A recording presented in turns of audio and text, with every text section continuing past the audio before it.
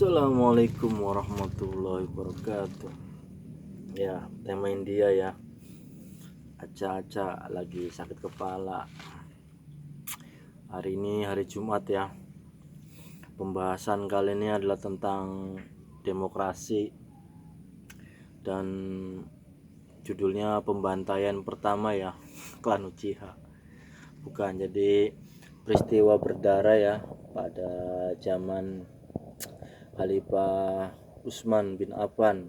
Jadi satu-satunya orang yang dibunuh oleh massa ya, yang namanya Khalifah Utsman bin Affan, masih saudara Nabi ya, masih terikat saudara jauh,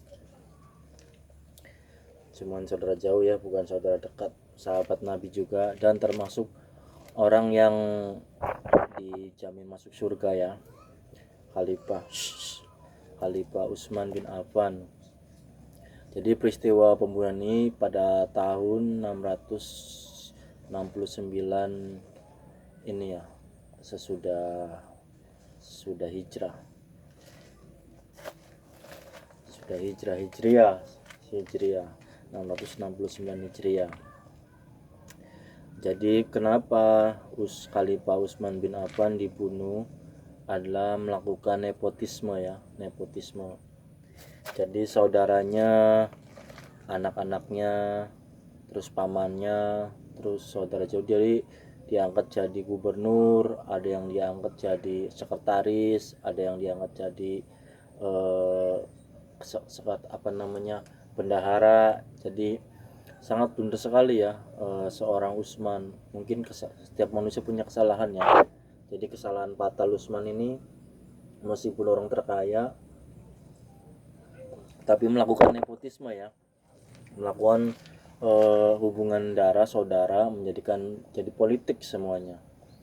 Jadi semua golongan dinasti ingin menjadikan dinasti, sedangkan masih banyak sahabat yang ingin menjadi khalifah menggantikan, seperti Ali bin Abi Thalib. Jadi peristiwa ini terjadi pada hari Jumat ya, karena para sahabat juga mengingatkan untuk jangan nepotisme, bahkan semuanya cuman tidak didengarkan ya. Akhirnya massa berkerumun mendemonstrasi kepada rumah Utsman bin Affan untuk berhenti mundur jadi khalifah.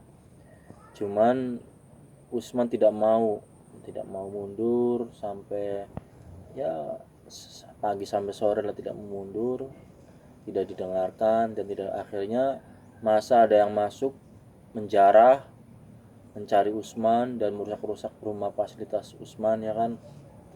Nah terjadi situlah Utsman jadi tidak melawan ya ternyata Utsman ya. Jadi dia membaca Al-Quran, akhirnya dipukuli, dibekap, ditusuk perutnya kan, ditusuk lagi kepalanya, di dahi.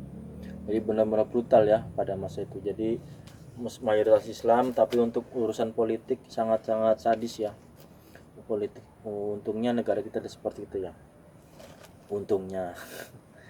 Jadi politik itu sangat sensitif ya. Seorang khalifah yang disegani, yang dijamin masuk surga, masih bisa dibunuh dirame-rame ya, di masa. Meskipun pada akhirnya semua yang terlibat, yang jadi tersangka, dihukum oleh Ali bin Thalib ya, mengangkatnya jadi khalifah selanjutnya. Cuman penghukuman Ali bin Thalib tidak puas ya, karena hanya sebagian otak-otak yang membunuhnya. Jadi tidak semua massa dibunuh, jadi sebagian ya, sekitar 10% lah. Maka terjadilah pergolakan, perang lagi. Habis itu perang lagi setelah Ali beberapa hari ya kan, 3 hari, terus diusut, ternyata Siti Aisyah jadi istri Nabi Muhammad, mantan ya Ummul Mukminin. Jadi untuk menggerakkan, untuk memerangi kekhalifahan Ali bin Abi Thalib. Jadi mungkin ada orang-orang berfitnah juga ya. Jadi ada kaum-kaum yang fitnah, memperkeruh Meskipun di situ tidak ada media, HP atau TV tidak ada, tapi namanya tidak ada barang bukti, tidak ada peristiwa yang nyata, saksi, jadi mudah tersulut. Akhirnya Siti Aisyah bersama Tolha ya, para sahabat sebagiannya kan saudaranya, berperang dari Irak, dari Basro ke Madinah, lumayan jauh ya. Jadi memerangi mungkin salah paham ya, memerangi bawa pasukan. Jadi terdengar oleh Khalifah Ali bin Abi Thalib untuk memanah kuda-kudanya. Jadi saking kuatnya Ali itu tidak, artinya bukan apa-apa ya peperangan itu ya. Perang disebut perang Jamal. Jadi Nabi ya, Khalifah Ali bin Abi Thalib itu hanya membunuh kudanya saja ya, tidak memerangi orang-orangnya. Sangat mudah bagi Ali, karena Ali itu paling ini ya dalam urusan perang, tidak terkalahkan ya. Saking tidak terkalahkannya, akhirnya mengalami gencatan senjata dan akan berjanji mengusut mencari pelaku-pelaku yang membunuh Utsman bin Affan ya, karena sangat sadis pembunuhannya.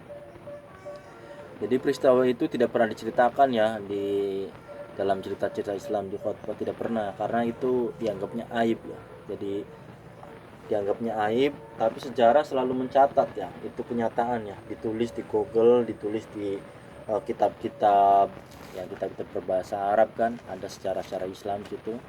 Jadi politik dari sesudah kematian Nabi Muhammad itu lebih banyak pembunuhan ya.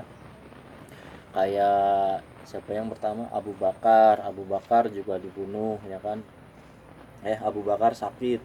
Kalau Abu Bakar sakit ya, karena sakit meninggal. Nah, yang kedua Umar bin Khattab dibunuh, tapi dibunuh oleh orang munafik. Yang ketiga, Utsman dibunuh oleh massa pendukungnya sendiri ya, pendukungnya sendiri dan pronya. Jadi terlalu berlebihan, demokrasi tidak berjalan, akhirnya terlalu banyak nepotisme, tidak puas dengan kepemimpinannya, akhirnya digeruduk massa yang seperti ini, seperti Syahroni ya. Cuman kalau Utsman itu banyakan diam ya, tidak terlalu banyak bicara ya, jadi massa tidak puas, tidak ada musyawarah, maka terjadilah peperangan seperti itu. Cuman meskipun Utsman diserang, dia tidak melawan ya, salutnya itu. Jadi tidak ada perperangan, sebenarnya tidak ada perlawanan bagi kaum rombongan Utsman bin Affan ya, hanya membiarkan gitu kan, dialognya terbentur dialog. Maka peralihan dari ke Ali bin Abi Thalib ya kan, menjadi khalifah.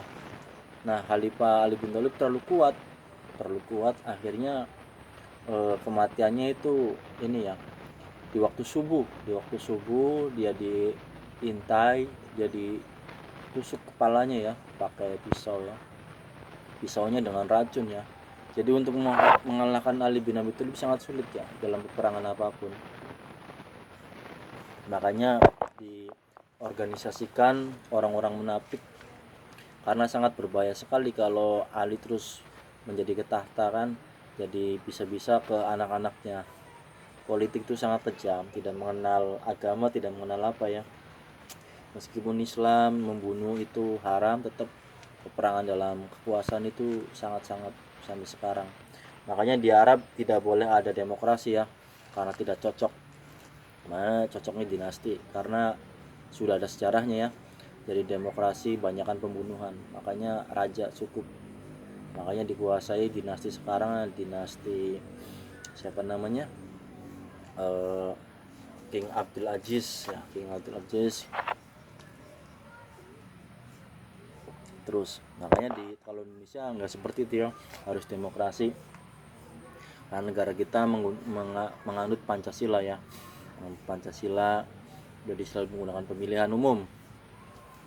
Apa hikmah yang saya sampaikan adalah bagaimana para pejabat bisa nyawanya terancam, atau sewaktu-waktu masa tidak puas, maka akan terjadi sebuah peristiwa yang mengerikan ya, pembunuhan. Kita berbicara tentang sejarah, jadi kita jangan menutup mata atau pilih-pilih dalam hal kenyataan real, seperti kayak Fadly John katanya tidak ada pemerkosaan di kerusuhan 1998 ya.